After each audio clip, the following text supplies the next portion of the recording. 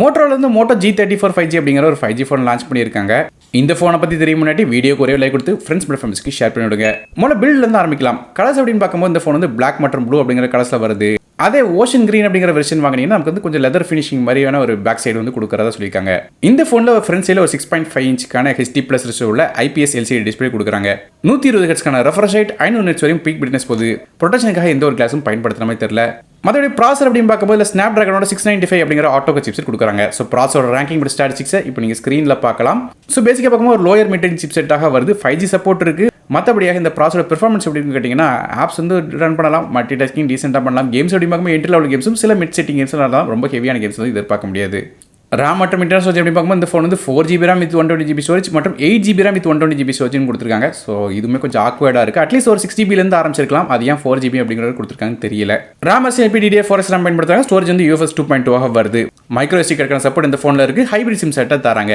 1TB வரையும் extend பண்ணலாம். மேலும் இந்த ஃபோனோட OS அப்படின்னு பார்க்கும்போது Android 14 OSல ரன் ஆகுது. MyUX ஓட இன்டர்ஃபேஸ் ரன் ஆகுது. அதாவது நமக்கு மோட்டரோட கஸ்டம் இன்டர்ஃபேஸ் தான். நீட்டான க்ளீனான ஆண்ட்ராய்டு எக்ஸ்பீரியன்ஸ் இதில் கிடைக்கும்.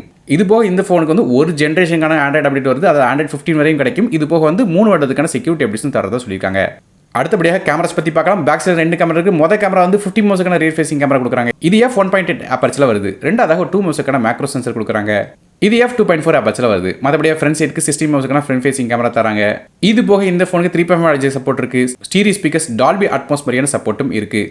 IP52க்கான ரேட்டிங் இருக்குது. அதனால் லைட்டாக தண்ணி பட்டம் பிரச்சனை இருக்காது. மேலும் ஃபிங்கர் பிரிண்ட்ஸ்க்கான ஃபோனோட சைடில் உள்ள பவர் பட்டனில் தராங்க.